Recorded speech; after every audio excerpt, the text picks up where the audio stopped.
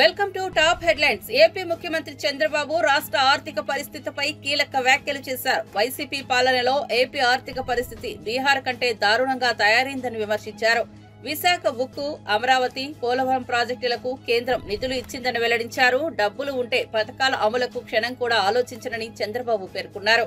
అలాగని కేంద్రం ఇచ్చిన నిధులను మళ్లించలేనని స్పష్టం చేశారు. మాట తప్పడం ఇష్టం లేక ప్రజలకు వాస్తవం చెబుతున్నానని, ఆర్థిక పరిస్థితి ఏమీ బాగాలేదని, ఆర్థిక పరిస్థితి పుంజుకోగానే పథకాలు అమలు చేస్తామని చెప్పారు. అప్పు చేసైనా సరే ఇచ్చిన మాట నిలబెట్టుకుంటాం, తల్లికి వందనం, అన్నదాత సుఖీభావ వంటి పథకాలను అమలు చేస్తామని తెలిపారు. తల్లికి వందనం గాని లేకపోతే రైతులకు ఇవ్వాల్సిన రైతు భరోసా గాని I want to give it. ఏది రైతైనా అవస్థపడాలి, గవర్నమెంట్ అయినా అవస్థపడాలి. నాకు ఫ్లెక్సిబిలిటీ ఉంటే నేను అవస్థ తీసుకోవడానికి సిద్ధంగా ఉన్నా. I will give it. ఆ ప్రయత్నంలోనే అనునిత్యం ఉన్నాం. మా డిపార్ట్మెంట్కి అదే చెప్పాం. They are also doing same exercise. ఒక్క నిమిషం కూడా వెయిట్ చేయాలి నాకు ఫ్లెక్సిబిలిటీ ఉంటే. ఇప్పుడే దాని మీద కూడా ప్లాన్ చేసుకున్నాం, వర్కౌట్ చేస్తున్నాం. I will come out. నీతి ఆయోగ్ ఇది గవర్నమెంట్ ఆఫ్ ఇండియాలో ఒక పాలసీ డెసిషన్ బాడీ.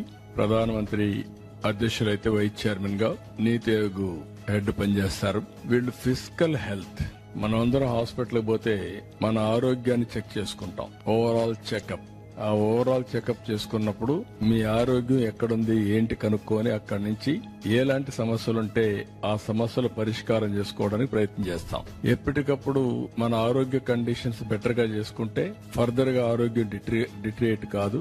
అదే సమయంలో మనం 4 రోజులు ఎక్కువ బతికే పరిస్థితికి వస్తాం.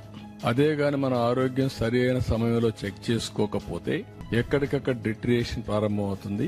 ఒక ప్రాబ్లం కాంప్లికేట్ అవుతుంది. అక్కడి నుంచి అన్ని సమస్యలు వస్తాయి. అదే మరిగా ఆర్థిక పరిస్థితి కూడా చూస్తే ఫిజికల్ హెల్త్ ఇండెక్స్ ఇది.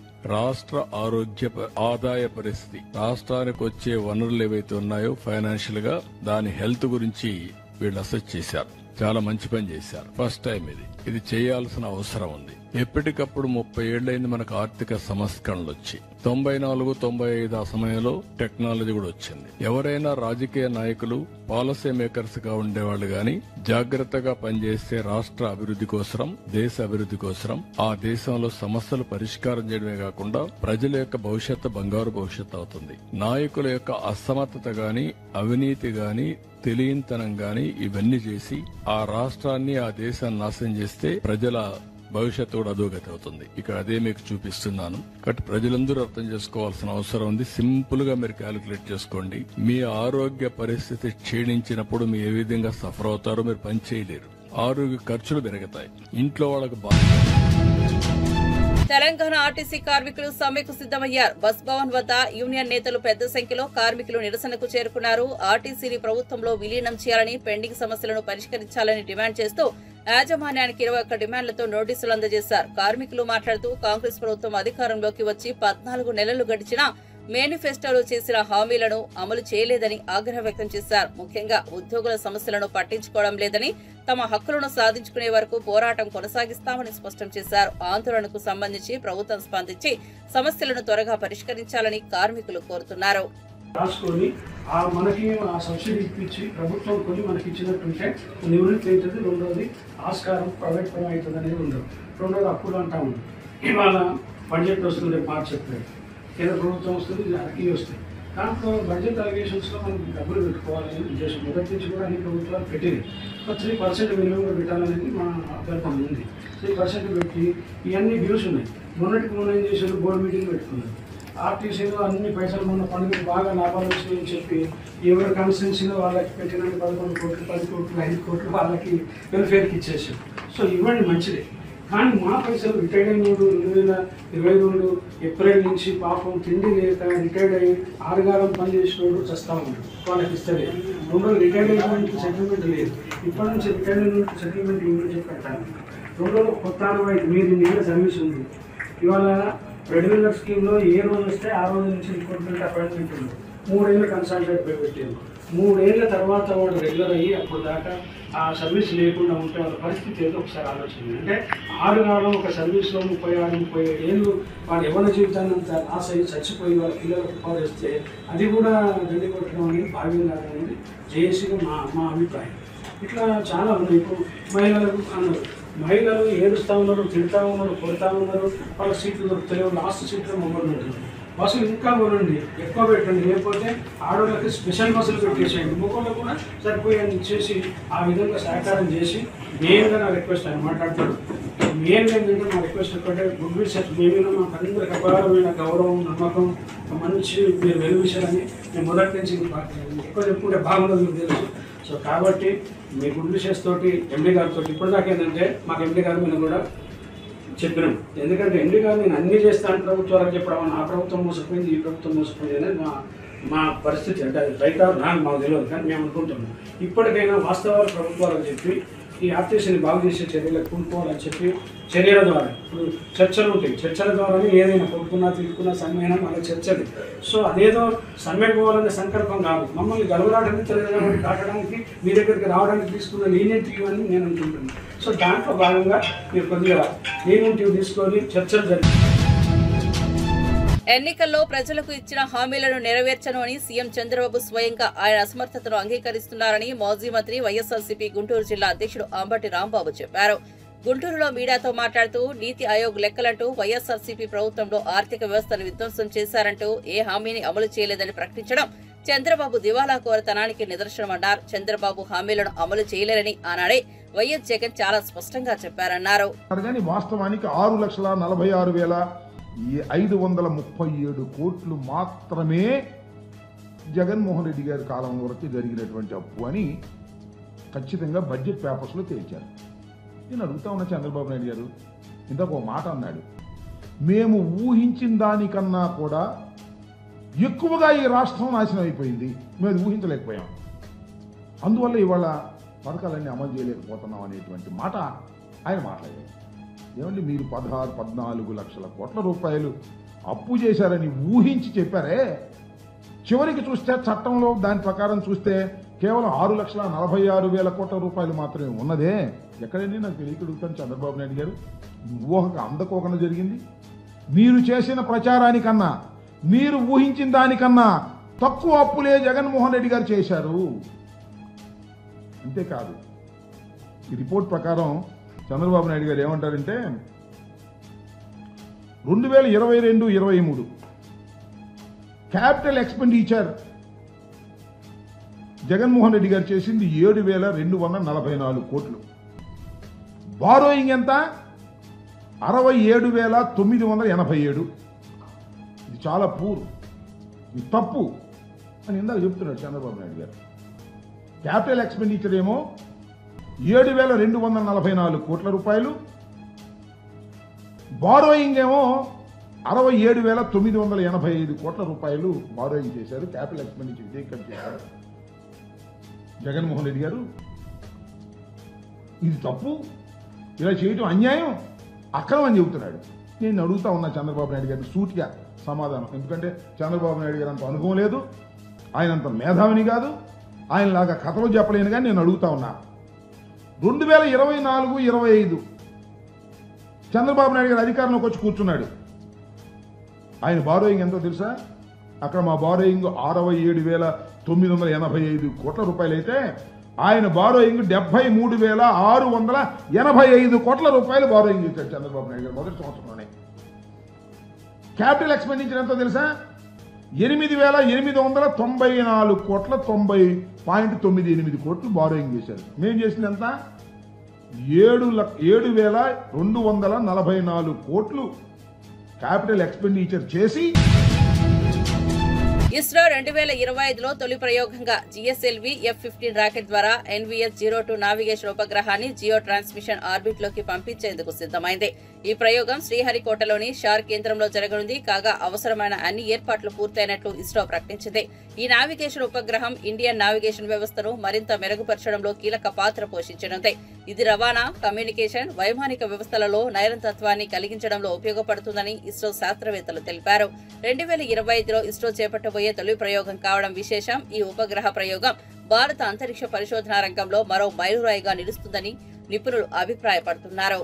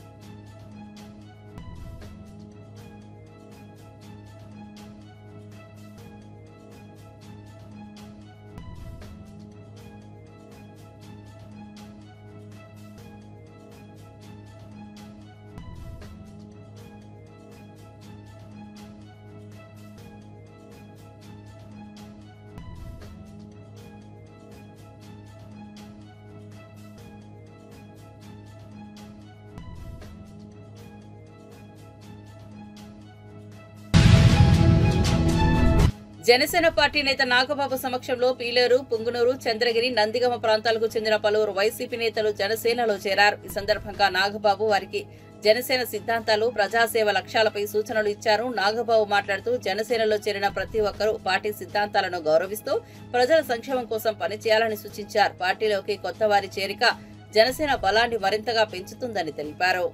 జనసేన పార్టీ అంటే ఒక ఖచ్చితమైన డిసిప్లిన్ ఉంటుంది.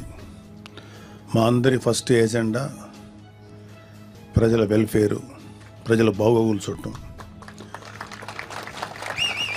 ఇది మాకు మా నాయకుడు శ్రీ పవన్ కళ్యాణ్ గారు చాలా గట్టిగా నేర్పించినటువంటి పాఠం. లేకపోతే ఆయన ఆశయాలు మా మీద బాగా పనిచేసి ఇలా చేశారు. వారి అడుగుజాడలను మేము అందరూ నడుస్తున్నాం.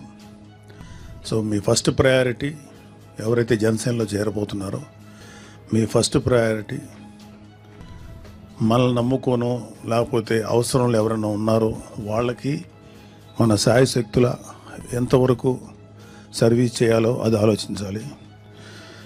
అంతేగాని జనసేనలో చేరుతున్నాం, ప్రభుత్వంలో మనం ఉన్నాం కాబట్టి జనసేనలో చేరి మనం కూడా అడ్వాంటేజ్ పొందాం అనుకుంటే మేబీ ఎవరికైనా ఏదైనా అవసరం ఉండి ప్రభుత్వం వైపు ఉంటే అది డెఫినెట్గా చేస్తాం. కానీ కేవలం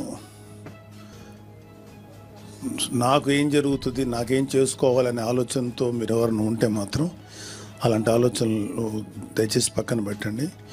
అంతకుముందు మీరున్న ఏ పార్టీలు ఉన్నారో నాకు తెలియదు.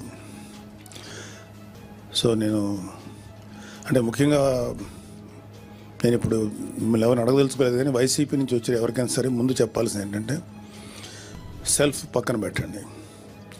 మనం ఏం చేయగలుగుతాం అదే ముఖ్యం. అలాగే పార్టీ వాల్యూస్ని, ప్రెసిడెంట్ గారి యొక్క ఐడియాలజీని, ఆయన యొక్క ఆలోచనల్ని ప్రజల్లో తీసుకెళ్ళగలటం అనేది మనందరి బాధ్యత. సో ఇక్కడ ఎక్కడ కూడా వ్యక్తిగత ప్రిఫరెన్సెస్ కానీ నాకేంటి అనే ఆలోచనలు కానీ తావలేదు. మనం ఏం చేయగలుగుతాం ప్రజలకి, అవసరం వచ్చినప్పుడు అధికారం మన చేతిలో ఉంది కాబట్టి తద్వారా ఏమన్నా మంచి పనులు చేయగలుగుతామా ఫస్ట్ దృష్టి దీని మీద పెట్టండి.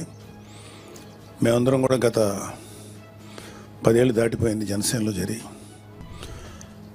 మేము ఎప్పుడు కూడా ఈ స్టేజ్ మీద ఉన్నటువంటి నాయకులందరం కూడా మా సెల్ఫ్ ఏంటి, మాకు వ్యక్తిగతమైన ప్రయోజనం ఏంటి అని ఎప్పుడు ఆశించలేదు, కనీసం అడగలేదు. ఆయన చెప్తుంటే మన నాయకుడు ఏదైనా చెప్తే దాన్ని చేసుకుంటూ వెళ్ళటమే తప్ప మాకు పార్వతీపురం మన్యం జిల్లాలో శంబర జాతర సోమవారం ప్రారంభమైంది. ఈ సందర్భంగా భారీ సంఖ్యలో భక్తులు హాజరవుతారని జిల్లా కలెక్టర్ తెలిపారు. భక్తుల సౌకర్యాల కోసం ఎటువంటి లోటుపాట్లు లేకుండా పటిష్ట చర్యలు తీసుకోవాలని జిల్లా అధికారులకు ఆదేశాలు జారీ చేశారు. కలెక్టర్ మాట్లాడుతూ భక్తుల రద్దీని దృష్టిలో ఉంచుకుని ట్రాఫిక్ నియంత్రణ, త్రాగునీరు, వైద్య సదుపాయం వంటి అన్ని ఏర్పాట్లు సమర్థంగా నిర్వహించాలని స్పష్టంగా పేర్కొన్నారు. జాతరను ప్రశాంతంగా నిర్వహించడానికి అధికారులు సమన్వయంతో పనిచేయాలని సూచించారు.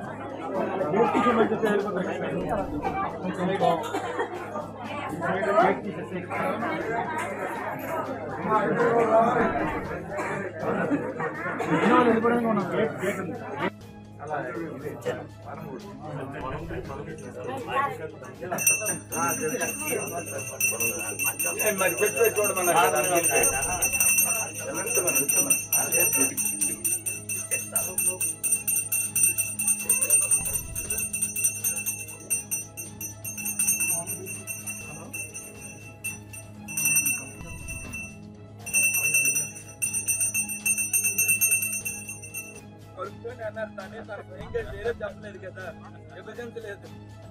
బాబు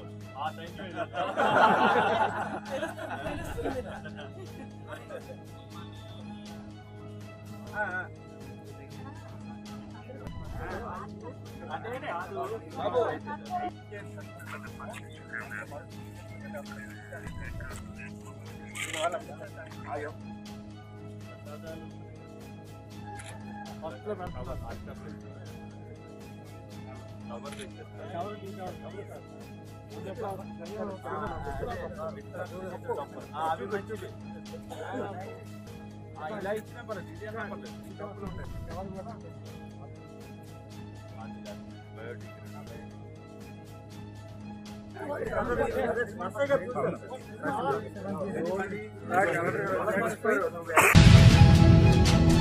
కాంగ్రెస్ పార్టీ అంటేనే మోసం. నాడు తెలంగాణను ఆంధ్రాలో కలపడం నుంచి రాష్ట్ర ఏర్పాటు దాకా కాంగ్రెస్ ఈ ప్రాంత ప్రజలను దగా చేసింది. ఇప్పుడు అధికారం చేపట్టి ఇచ్చిన హామీలను అమలు చేయకుండా ద్రోహం చేస్తోందని మాజీ ఎమ్మెల్సీ కన్నె ప్రభాకర్ తీవ్ర స్థాయిలో మండిపడ్డారు. సగం మంది రైతులకు రుణమాఫీ చేసి రైతు భరోసాను కుదించి రైతాంగాన్ని వంచిందని విమర్శించారు. కార్పొరేషన్ మాజీ చైర్మన్లు వాసుదేవరెడ్డి, దూదిమెట్ల బాలరాజ్ యాదవ్, మేడే రాజీవ్ సాగర్, రామచంద్ర నాయక్ తో కలిసి హైదరాబాద్ తెలంగాణ భవన్ లో ఆయన మీడియాతో మాట్లాడారు. ఆ తర్వాత 35,000 కోట్లు అన్నారు. ఆ తర్వాత 28,000 కోట్లు అన్నారు. చివరికి వాళ్ళు చేసింది 22,000 కోట్లు మాత్రమే. రుణమాఫీ పేరు మీద ఈ రాష్ట్ర రైతాంగాన్ని మోసం చేసింది కాంగ్రెస్ పార్టీ. మరోవైపు మా ప్రభుత్వ హయాంలో దాదాపు రైతు బంధు పేరు మీద 73,162 కోట్లు, రైతు బీమా పేరు మీద 5,465 కోట్లు, రుణమాఫీ పేరు మీద 28,275 కోట్లు, మొత్తంగా 106 కోట్లు, మొత్తంగా 1,06 కోట్ల 10 సంవత్సరాల కాలంలో ఇస్తే సంవత్సరంలో వీళ్ళు ఇవ్వాల్సినటువంటిది సంవత్సరంలో మేము సంవత్సరం దాకా నిజంగా కూడా ఈ ప్రభుత్వాన్ని ఏం మాట్లాడినటువంటి వాళ్ళం కాదు.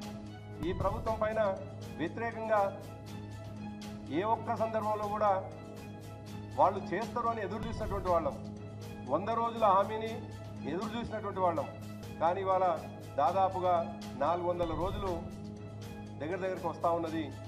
ఈ సందర్భంలో మేము అడుగుతా ఉన్న వాళ్ళని, నిన్న గ్రామ సభల్లో వాళ్ళు చెప్పినటువంటి మాటనే ముఖ్యమంత్రి నిన్న ఎక్కడో సభలో అంతకుముందు చెప్పినటువంటి మాటేమో దాదాపుగా ప్రతి ఒక్క రైతుకు 26 జనవరి నుండి ప్రతి ఒక్క రైతు ఖాతాలో పడతాయని చెప్పినటువంటి ముఖ్యమంత్రి నిన్న సాక్షాత్తు ఆయన నియోజకవర్గంలో ఆయన చెప్పినటువంటి మాట మార్చి చివరి నాటికి కూడా పడుతూనే ఉంటాయని చెప్పేసి మాట్లాడినాడు.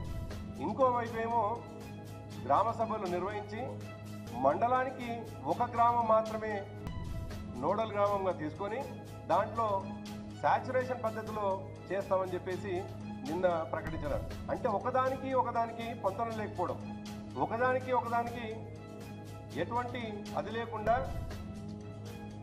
రైతులని మోసం చేయడం చాలా కంఫర్టబుల్గా కాంగ్రెస్ పార్టీ చేస్తుంది అనడానికి ఇది నిలువెత్తు నిదర్శనం. ఇవాళ మనం చూస్తా ఉన్నాం, మండలంలో ఒక గ్రామం అయితే మొత్తంగా 600. తెలంగాణ బీజేపీ అధ్యక్షుడు కేంద్ర మంత్రి కిషన్ రెడ్డి అధ్యక్షతన ఎమ్మెల్సీ ఎన్నికల సన్నాహక సమావేశం నిర్వహించారు. ఈ సమావేశంలో తమిళనాడు, కర్ణాటక బీజేపీ సహా ఇన్ఛార్జ్ పొంగులేటి సుధాకర్ రెడ్డి, పలువురు బీజేపీ నేతలు పాల్గొన్నారు. తమిళనాడు, కర్ణాటక బీజేపీ సహా ఇన్ఛార్జ్ పొంగులేటి సుధాకర్ రెడ్డి మాట్లాడుతూ ఓటు బ్యాంకు రాజకీయాలు తప్ప కాంగ్రెస్ పార్టీ దేశానికి చేసిందేమీ లేదని విమర్శించారు. అంబేద్కర్ రాసిన రాజ్యాంగాన్ని అవమానపరిచింది కాంగ్రెస్ పార్టీ అని తెలిపారు. కాంగ్రెస్ పార్టీ తన చరిత్రను మరిచి వ్యవహరిస్తోందన్నారు. కేంద్రం ఇచ్చే సంక్షేమ పథకాలకు ముఖ్యమంత్రి పేరు పెట్టుకోవడం ఫెడరల్ స్ఫూర్తిగా విరుద్ధంగా ఉందన్నారు. ఒక్క భారతీయ జనతా పార్టీ నరేంద్ర మోడీ గారి నాయకత్వంలోనే ఉంది. సహజంగా కాన్స్టిట్యూషనల్ స్పిరిట్ మెయింటైన్ చేయాలంటే అటు ప్రధానమంత్రి ఇటు ముఖ్యమంత్రి అంటే state list, central concurrent list, అదేవిధంగా విదేశీకి సంబంధించినటువంటి ఈ 3 లిస్టులు కార్యక్రమాలు ఉంటాయి. ఈ ఫెడరల్ స్ఫూర్తికి విరుద్ధం అనే ఒక తప్పుడు ప్రాపగాండ చేస్తున్నటువంటి ఈ తరుణంలో తమిళనాడు ప్రభుత్వం కూడా గతంలో అనేక ఉల్లంఘనలు చేసి అనేక సెంట్రల్ స్కీమ్స్ కూడా తమ స్కీమ్ కింద పెట్టుకొని వాళ్ళ యొక్క రంగు వాళ్ళ ఫోటోలు వేసుకొని, ఇటు కర్ణాటకలో కూడా అదే పరిస్థితి ఉన్నటువంటి ప్రతిపక్షాలు అధికారంలో ఉన్న రాష్ట్రాల్లో ఇది పరిపాటి అయిపోయింది. ఇప్పుడు తెలంగాణలో కూడా వారు పేర్లు పెట్టుకున్నటువంటి గృహ నిర్మాణ పథకానికి కేంద్ర మంత్రి బండి సంజయ్ గారు చెప్పింది ఒకటే, ఇంత పెద్ద ఎత్తున నిధులు ఇస్తున్నప్పుడు ఒక డెకోరము, ఒక కాన్స్టిట్యూషనల్ ఆబ్లిగేషను, ఒక పదవులకి ఒక ప్రధానమంత్రి పదవి ఎక్కడ, అది మెయింటైన్ చేయాల్సినటువంటి ఫెడరల్ స్ఫూర్తి మీరు రూపించుకొని ఇవాళ దుమ్ము మరి చల్లే కార్యక్రమానికి, మడ్ స్లింగింగ్ క్యాంపెయిన్కి ఈ రాష్ట్రంలో మంత్రులు వీళ్ళందరూ కూడా మరి ముఖ్యమంత్రితో పాటు అందరూ కూడా ఒడగట్టారు. ఇది చాలా శోచనీయం. కేంద్రం అనేక రకాలుగా రైల్వే అభివృద్ధికి, విమానాశ్రయ అభివృద్ధికి, హైవేల అభివృద్ధికి పెద్ద ఎత్తున నిధులు, అన్ని రకాలుగా అన్ని రంగాల గృహ నిర్మాణం, ప్రధానమంత్రి గరీబ్ కళ్యాణ్ యోజన కింద ఉచిత బియ్యం, ఇట్లా అనేక పథకాలు ఇస్తూ మరి ఇటు సైమల్టేనియస్గా వివక్ష లేకుండా అన్ని రాష్ట్రాల అభివృద్ధి ధ్యేయంగా ఆత్మనిర్భర్ భారత్ వైపు, సెల్ఫ్ రిలియంట్ ఇండియా వైపు, మూడో అతిపెద్ద ఆర్థిక వ్యవస్థగా రూపొందించే దిశలో ఇప్పుడు 5వ పెద్ద ఆర్థిక వ్యవస్థగా ఉన్న ఈ భారతదేశం మూడో అతిపెద్ద ఆర్థిక బలమైన శక్తిగా రూపొందిద్దుకుంటున్నటువంటి తరుణంలో మరి ఈ రకంగా దుష్ప్రచారం కేవలం ఈర్ష్యతో, అసూయతో, కడుపు మంటతో చేస్తున్నటువంటి ప్రచారం. ఇకనైనా మీరు ఎంతసేపటికేదో కేంద్రం ఇచ్చే నిధులను కూడా మీ ఖాతాలో వేసుకుంటూ రాష్ట్ర ప్రభుత్వం. రాజమహేంద్రవరం కోటిపల్లి బస్టాండ్ వద్ద నూతనంగా ఏర్పాటు చేసిన గోయల్ సిల్వర్ జ్యువెలరీ షోరూం ఘనంగా ప్రారంభమైంది. ఈ సందర్భంగా ఈ కార్యక్రమానికి సినీ నటి మీనాక్షి చౌదరి చేతుల మీదుగా ప్రారంభించారు. ప్రారంభోత్సవ కార్యక్రమంలో రాజమండ్రి రూరల్ శాసనసభ్యులు గోరంట్ల బుచ్చయ్య చౌదరి ముఖ్య అతిథిగా పాల్గొన్నారు. ఈ సందర్భంగా గోయల్ సిల్వర్ జ్యువెలరీ వినూత్న నమూనాలతో కస్టమర్లను ఆకట్టుకుంటుందని అతిథులు అభిప్రాయపడ్డారు. ఈ కార్యక్రమానికి పలువురు ప్రముఖులు, స్థానికులు, కస్టమర్లు హాజరై జ్యువెలరీని ప్రశంసించారు. కొత్త షోరూం స్థానికంగా వినియోగదారులకు ప్రత్యేకంగా ఆకర్షణగా నిలవనుంది.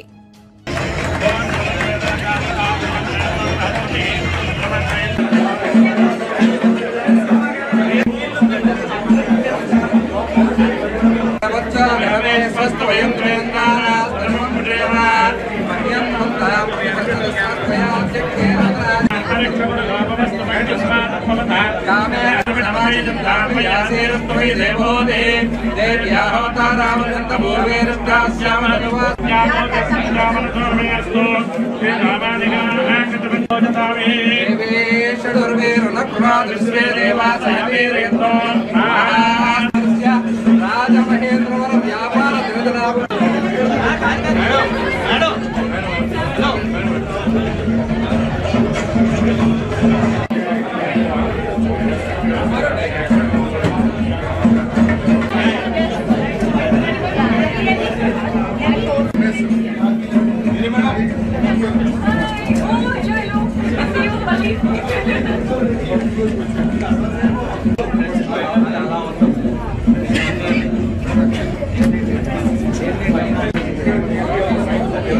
Thank you.